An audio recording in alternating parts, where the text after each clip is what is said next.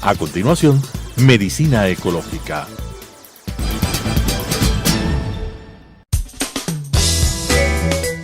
Amigos televidentes, es una enorme satisfacción continuar con nuestro programa Medicina Ecológica hacia un nuevo enfoque de la salud pública. En esta vez es grato para nosotros recibir la visita del doctor César Paz Cimiño, nuestro gran amigo investigador de la genética y la genómica en el Ecuador. Ya no pertenece a la Universidad Técnica Equinoccial. Ahora se bate en forma independiente y pensamos que le va a ir mucho mejor. Así que con esta introducción vamos a conversar sobre un tema fascinante, sin duda, y de total actualidad: las variaciones del virus SARS-CoV-2. A partir del virus de Wuhan, ¿cuántas mutaciones, y de esas mutaciones, cuántas variaciones importantes tenemos a la vista? En particular nos vamos a referir a la variedad Delta y Omicron, que están causando furor en el mundo entero y también ya ha aparecido en nuestro país. Bienvenido, César. Y por favor, comencemos con esto que resulta inquietante. 12.800 mutaciones se estima que tiene el virus de Wuhan. Y de esas hay una infinidad de variantes, particularmente la Delta y Omicron nos llaman mucho la atención y están produciendo estragos, ya decíamos, aquí y en el mundo entero. ¿Qué nos puedes decir acerca de estas mutaciones y variantes? Muy bien, muchas gracias por invitarme. Los virus tienen la propiedad, incluso bacterias les pasa lo mismo, de cambiar mucho su material genético, mutar. Y entonces cada vez que mutan tienes dos opciones: que la mutación no le afecte, lo que se llama mutaciones silenciosas, o que sí le afecte en el funcionamiento, en la estructura, en el tema de virus, la agresividad, la contagiosidad. Esas son las mutaciones no silenciosas. Entonces, dentro de todas las mutaciones que se ha visto del virus desde que aparece, que fue la variante D614, y fue reemplazada en pocos meses por la nueva variante que es la que es, a través de esta se han creado todos los otros hijos del virus, que es la G614. Entonces, lo que ha ocurrido es que estos cambios genéticos se han ido acumulando de tal manera que se ha determinado que unos 12.800 mutaciones tiene el virus desde que apareció. De esas, no todas son importantes, son simplemente mutaciones que se dan en el momento que el virus se reproduce. Pero hay unas 100. A propósito de esto, yo creo que bien vale enfatizar en algo que acabas de señalar. Las variaciones son naturales, ¿no? Así es. Las mutaciones y las variaciones. Cuando se reproduce, varía. ¿Cierto? Y esto ha ocurrido desde el principio de los tiempos, ¿no? De tal manera que no es una cosa, ¿no es cierto?, que aparece ahora con el SARS-CoV-2, sino que ocurre con todos los virus, con todas las bacterias, con todos los microorganismos, sí, que van cambiando, van mutando a medida que pasa el tiempo. Y esto me permite, es bueno para que nos respondas, y tú lo puedes hacer magníficamente, las diferencias entre la inmunidad natural y la inmunidad adquirida a través de las vacunas. En otra oportunidad nos hablaste de un 5 o 10% de personas que tienen la capacidad inmunitaria natural. De resistencia natural. Resistencia natural, nunca van a tener el virus. ¿Por qué razón ocurre esto? Bueno, termina un poco la idea para coger el tema inmunológico, ¿no? De acuerdo. O sea, si yo tengo variaciones en el virus, estas variaciones son naturales, pueden ser, digamos, alteradas de alguna manera o presionadas a que se aceleren a través de la relación virus-huésped. El huésped, cuando entra el virus, empieza a producir defensas, anticuerpos, y justamente estas defensas hacen que los virus también cambien para sobrevivir. Entonces, en esta lucha huésped-virus se producen también las variantes, son el resultado final son variantes. Entonces, claro, en poblaciones, digamos así, en que el virus no tenga un impacto grande, el virus simplemente convive o no da ningún problema, pero un tipo de virus como el SARS-CoV-2 que aparece de súbito, que tiene unas características genéticas especiales, que la última, la Omicron, que aparentemente está evadiendo al sistema inmune, está evadiendo incluso a los vacunados, está evadiendo el sistema inmunológico, que es de dos tipos, ¿no es cierto? El primero, que es el que tú reaccionas creando anticuerpos, y ese al final activa el sistema celular de defensa, que son los macrófagos que van a degradar a las células que estén contaminadas. Entonces, es verdad, naturalmente, cualquier población que se vea afectada por un bicho va a tener una resistencia natural, que es el juego genético que tienen las poblaciones. Se ha calculado que para el SARS-CoV-2 es un 10%.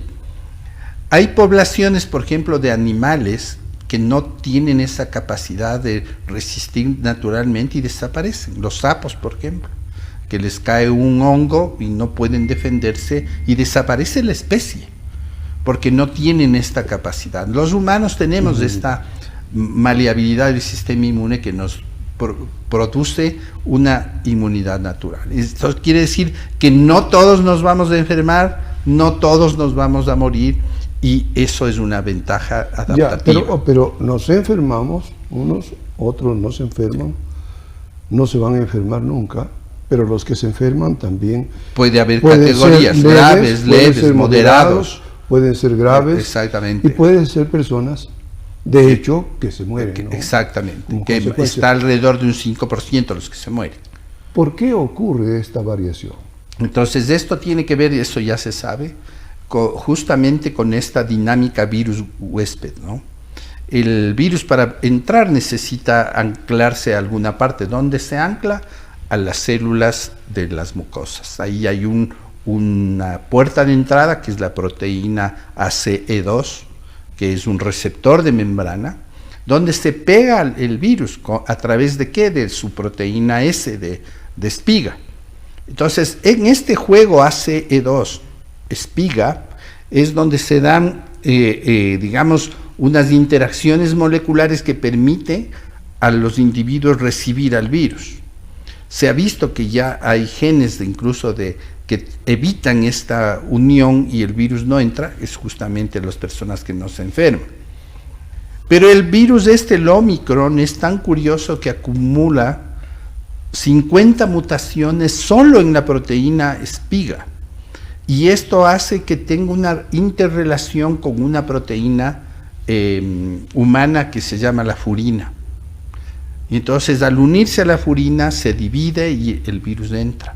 Este es uno de los argumentos que se ha usado para decir que el virus fue creado en laboratorio, porque ningún coronavirus tenía afinidad con la furina. Esto es interesante, ¿no es cierto?, de la furina, la explicación que nos estás dando, porque con esto parece que termina definitivamente esa agria discusión o esa discusión bizantina, ¿no es cierto?, de que era un virus creado especialmente por los chinos para infectar a la humanidad y tantas cosas. Sí, eso no es cierto. Algo que linda realmente pues con las teorías conspirativas. Sí, pero no es verdad. Muy importante lo que tú nos acabas de señalar. Ahora, en esta relación proteína S y receptores, ahí en esa parte, ¿no es cierto?, hay sin duda una explicación concreta de por qué se producen las mutaciones, de por qué se producen estas variantes. Tú nos hablas de 50 variaciones solamente en la proteína. Ese de la Omicron. Ese de la Omicron. Y esto es lo que le hace tan especial. Exactamente. Y puede infectar 10 veces más. Sí, hasta 20 personas, ¿no? 20 personas, sí. Es decir, hasta 20 personas respecto de la capacidad de infectación anteriores que tenía, digamos, la de Wuhan. Claro, y la Delta que ya tenía como hasta 8 veces más. Y la Delta que tenía 8, esta produce... Y esta tiene 20. 20. Claro, entonces... El doble, ¿no? Claro, ese Ahora, es el tema, ¿no? En términos epidemiológicos, ¿qué podemos esperar para el Ecuador concretamente? Bueno, parecería que la Omicron, al ser tan bien adaptada, podría ser la variante que va a dominar. De hecho, por ejemplo, Inglaterra ya tiene el 40% de sus enfermos con Omicron. Tienen ya un muerto con Omicron. Se decía que es una variante que no te produce tanta sintomatología ni tanta agresividad. Esperemos que sí se comporte así y que más bien los enfermos sean no graves.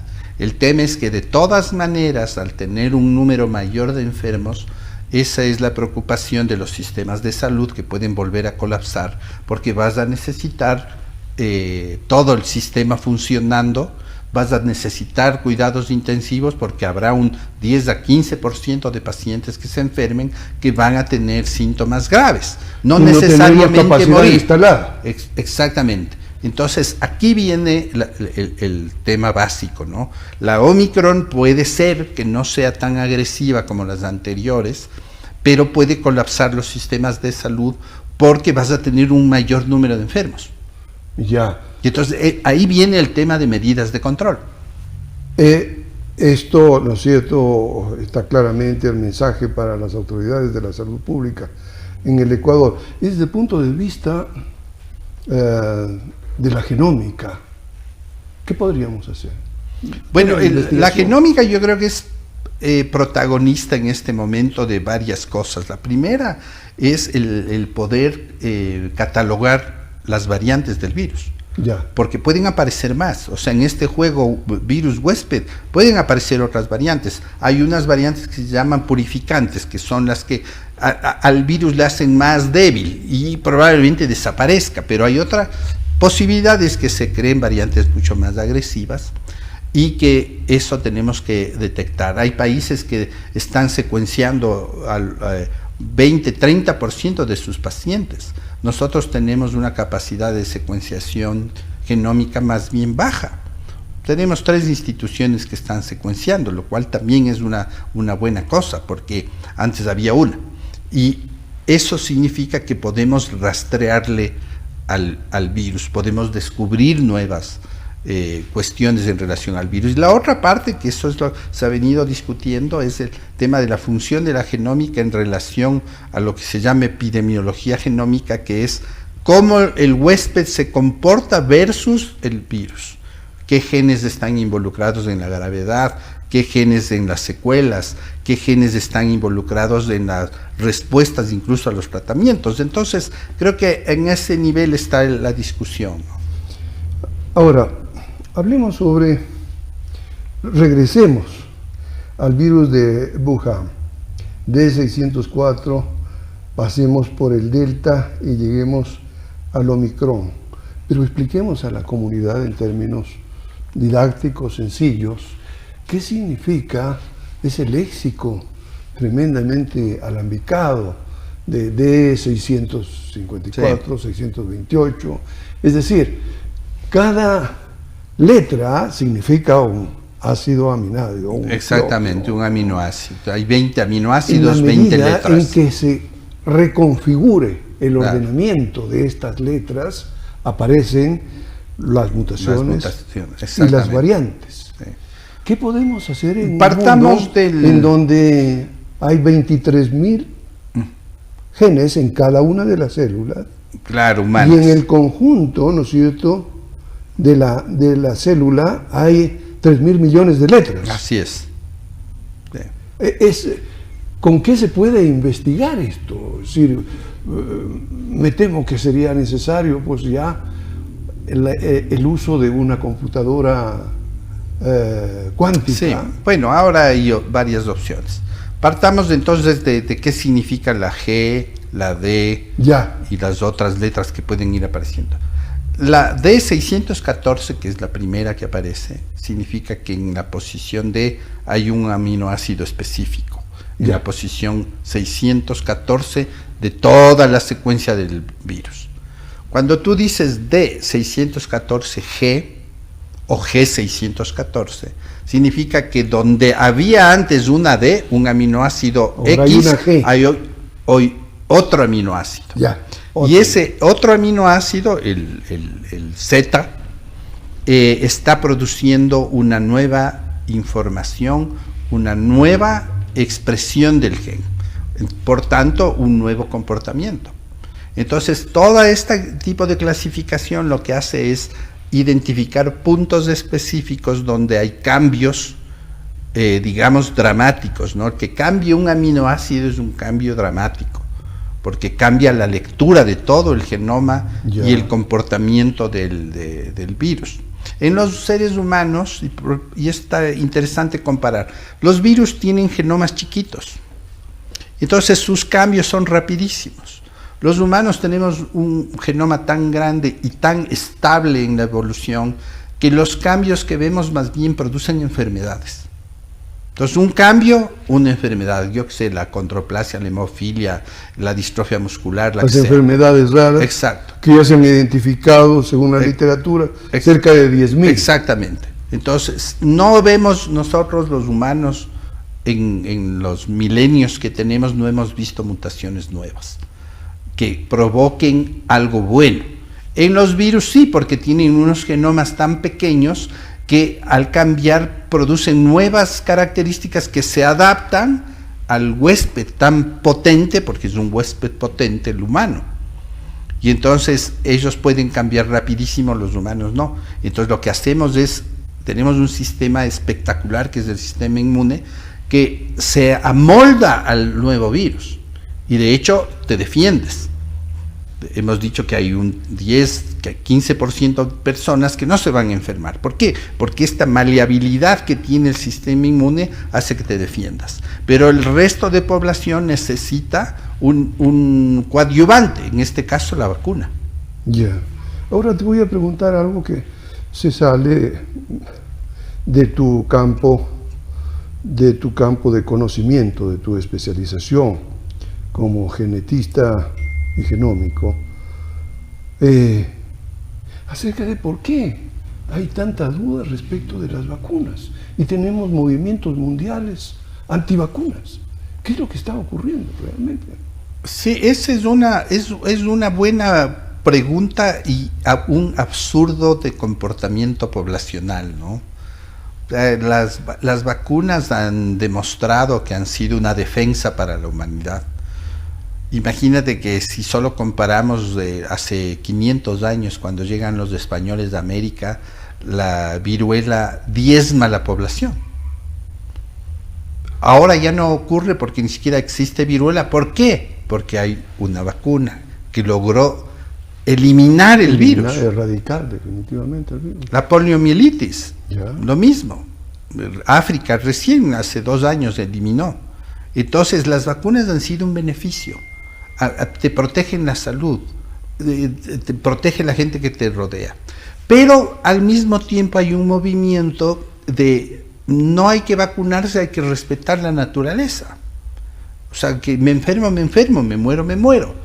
Y dices, pero para eso está la medicina, porque hemos creado la exigencia social, ha creado una rama del conocimiento, que es la medicina, que lo que ha hecho es mejorar la calidad de vida, aumentar el tiempo de vida de las personas, curar, y eso es a través del desarrollo tecnológico. Y las vacunas son solo una expresión de ese desarrollo tecnológico, y el beneficio directo está en las personas.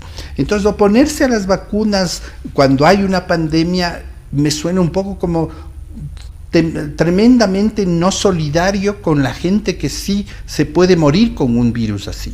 Entonces dices, yo no me vacuno porque soy súper poderoso, porque no creo en su tecnología, y me convierto en un individuo que o me puedo morir si no estoy vacunado, o puedo contaminar a otros que sí se pueden morir.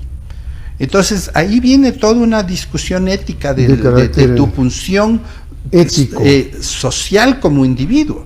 Entonces los individuos deberíamos protegernos. Ahora, ¿qué papel le das tú a esto que se ha dado en llamar la infodemia? Es decir, una especie de catarata o tsunami de información Exactamente. falsa, ¿no? Sí.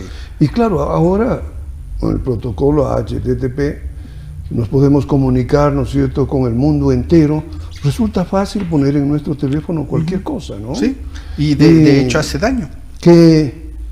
Claro, el tema es que como tienes libertad de poner cualquier cosa, y a veces ya no importa si tú tienes fundamentos a veces científicos, te interesa más tener prestigios en las redes.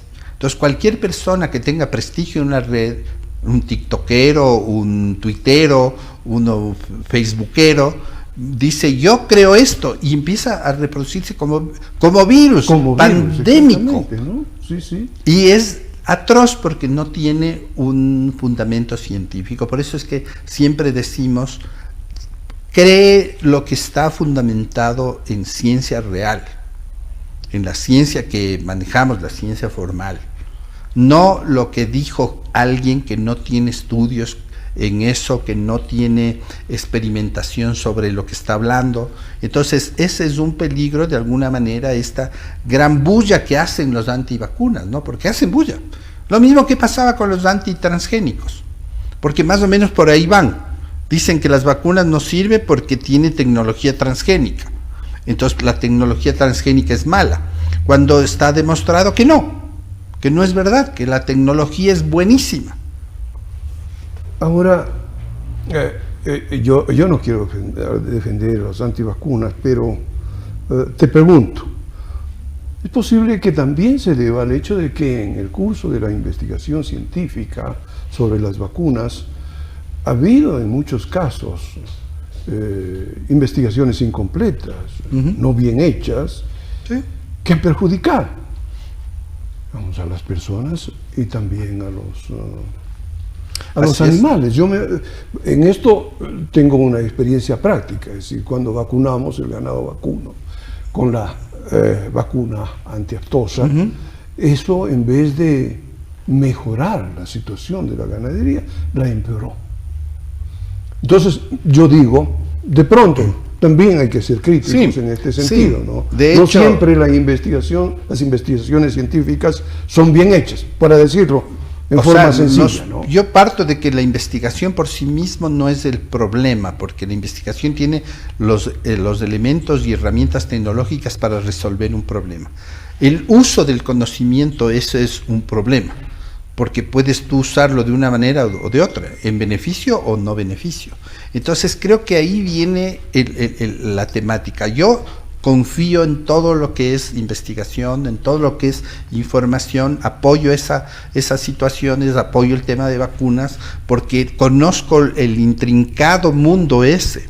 No necesariamente siempre ha sido eficiente, pero ¿qué habría pasado si no tendríamos la eficiencia que tenemos? Si no tenemos esta opción de la vacuna, sería un desastre el tema de salud en este momento. Ahora tienes toda la razón, mi estimado César, cuando tú dices en sí la investigación no es la responsable. Quizás son los que financian estas cosas. Así es. ¿no? Y que no son científicos, son los que ponen el dinero para la investigación. Exactamente, ¿no es y en cierto? eso sí hay... Y hay un mercantilismo, se ha desatado un terrible. mercantilismo espantoso alrededor de esto, ¿no? Se estima que solamente una de las empresas que ha participado en las vacunas, en la producción de vacunas, investigación y producción de vacunas, ha ganado 2 veces más el presupuesto del Ecuador. Así es. Es una cosa monstruosa. Y bueno, terminemos, se nos ha terminado el tiempo. Queremos ratificar en términos prácticos, ¿no es cierto?, la necesidad de que, a pesar de todas las vacunas, a pesar de todo lo que nos dice la ciencia, lo importante es tener presente las medidas higiénicas, sí, exactamente. llevar hay que seguir y cumplir la mascarilla y distanciamiento social, evitar las aglomeraciones. Exacto. Ahora que vamos a tener pues las fiestas de Navidad. Exactamente, hay que seguir con eso porque podría ocurrir una todavía una catástrofe, ¿no? Y a propósito de las Navidades y Año Nuevo, felicidades para todos, para Gracias. ti, Igual, gracias César. a todos. Y que tengamos más suerte el 2022. Muchas gracias por su atención. Lógica